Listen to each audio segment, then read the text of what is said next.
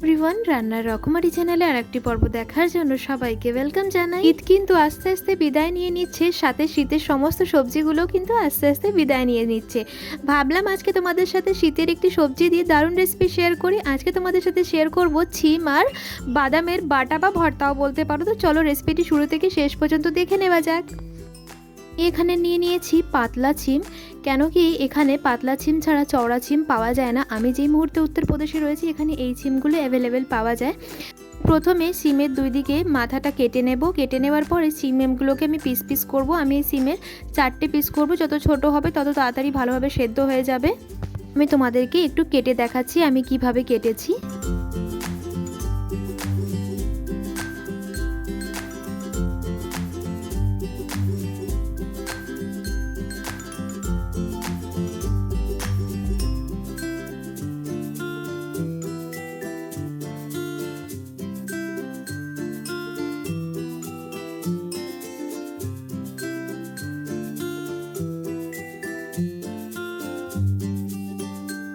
দেখো আমার সমস্ত সিমগুলোকে কিন্তু কাটা হয়ে গেছে।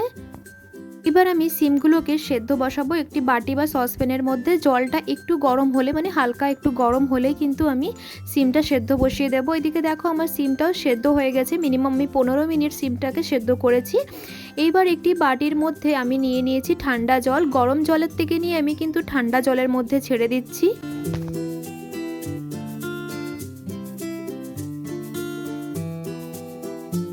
তো সিমগুলোকে আমি ঠান্ডা জলের মধ্যে রেখে দিয়েছি। এইবার কড়াইতে নিয়ে নিয়েছি আমি একদম অল্প পরিমাণ মতো 1 চামচ মতো সর্ষের তেল। সর্ষের তেলের মধ্যে আমি যে বাদামগুলোকে একটু লাল লাল করে ভেজে নেব। একদম পুড়িয়ে ফেলতে হবে না, কিন্তু হালকা হালকা একদম ব্রাউনি ব্রাউনি হবে সেইভাবেই কিন্তু নামাতে হবে। কিন্তু গ্যাসের ফ্লেমটা একদম মিডিয়াম বা স্লো করে ভাজতে হবে, না হয় কিন্তু পুড়ে যেতে পারে। তার জন্য আমি গ্যাসের ফ্লেমটাকে একদম স্লো করে কিন্তু হালকা হালকা লাল লাল করে ভেজে নেব।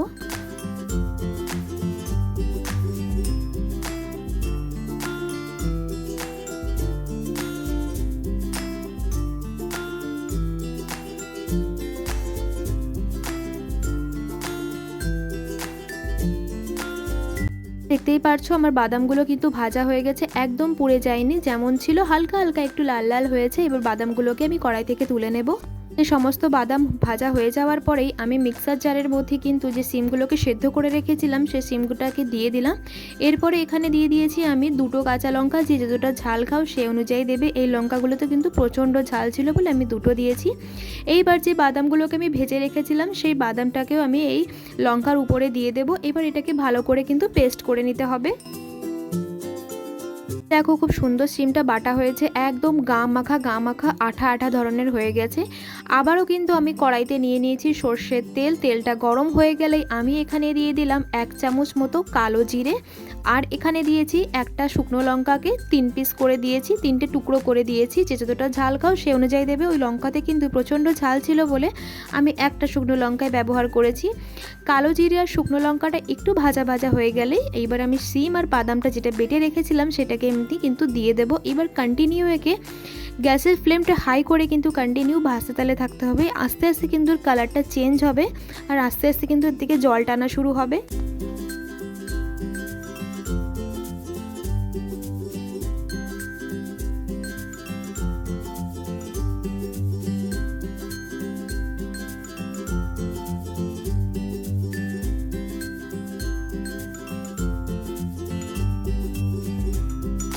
জল টেনে নেওয়ার পরেই আমি এখানে দিয়ে দিলাম স্বাদ অনুসার নুন। আমি কিন্তু সিমটা সেদ্ধ করার সময় কিন্তু কোনো নুন ব্যবহার করিনি, তার জন্য আমি এখানে পরিমাণ মতো নুনটা দিয়ে দিলাম। দেখো অনেকটাই কিন্তু জল টেনে নিয়েছে, এখনও কিন্তু সম্পূর্ণভাবে হয়নি। এটা কিন্তু পুরোটাই কালার অন্যরকম হয়ে যাবে, মনেই হবে না কিন্তু এটা সিমের ভর্তা বা সিম বাটা। আমি দিয়ে দিলাম সামান্য পরিমাণ মতো হলুদ। হলুদ দেবে আমি বেশি ব্যবহার করিনি, খুবই অল্প পরিমাণ মতো হলুদ ব্যবহার করেছি।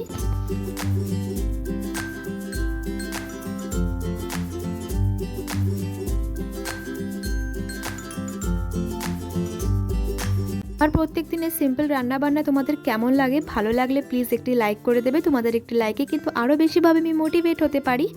এবার আমি এখানে দিয়ে দিলাম চিনির 1/2 চামচ চিনি। জাস্ট টেস্টটাকে ব্যালেন্স করার জন্য খুবই অল্প পরিমাণ মতো চিনি ব্যবহার করতে হবে। বেশি চিনি দিয়ে দিলে কিন্তু জিনিসটা খুবই মিষ্টি মিষ্টি হয়ে যাবে। যের জন্য আমি একদম অল্প পরিমাণ মতো, যেন 1 চামচের 1/2 চামচ মতো চিনিতে দিতে হবে।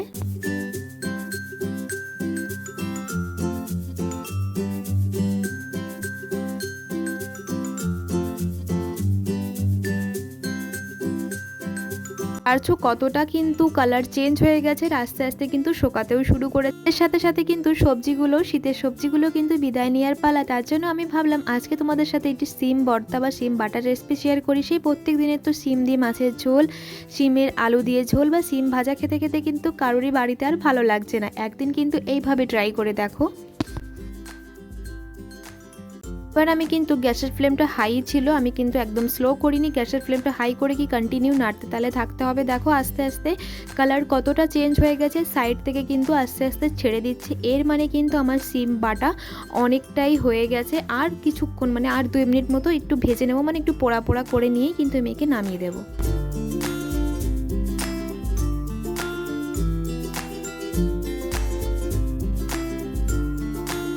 আমার সিম ভর্তা একদম তৈরি, আমি তোমাদেরকে একটু হাতায় তুলে দেখাচ্ছি। এবার একে আমি গরম গরম ভাতের সাথে পরিবেশন করে নেব। কিন্তু আমার সম্পূর্ণভাবে তৈরি হয়ে গেছে সিম ভর্তা বা সিম বাটাও বলতে পারো। আমি কিন্তু গরম গরম ভাতের সাথে একটি শুকনো লঙ্কা নিয়ে খেতেও বসে পড়েছি। এটি কিন্তু খেতে অসাধারণ হয়, তোমরা কিন্তু বাড়িতে অবশ্যই একবার ট্রাই করো। যারা কিন্তু সিম খেতে একদমই ভালোবাসে না তারা কিন্তু একদমই টের পাবে না। আমার বাড়িতেও অনেকেরা সিম খেতে ভালোই বাসে না, তারা কিন্তু একদম বুঝতেই পারেনি যে এটা সিমের ভর্তা হচ্ছে। গরম ভাতের সাথে সিম ভর্তা কিন্তু অপূর্ব লাগে, তোমরা পারলে কিন্তু বাড়িতে অবশ্যই ট্রাই করো। রেসিপির ভিডিও যদি তোমাদের ভালো লেগে থাকে প্লিজ একটি লাইক করে দেবে। চ্যানেলে যদি নতুন সদস্য হয়ে থাকো চ্যানেলটিকে সাবস্ক্রাইব করার জন্য অনুরোধ রইল। নতুন একটি রেসিপি নিয়ে তোমাদের সাথে আবার দেখা হবে। সবাই ভালো থেকো, সুস্থ থেকো, আসি তাহলে, ধন্যবাদ।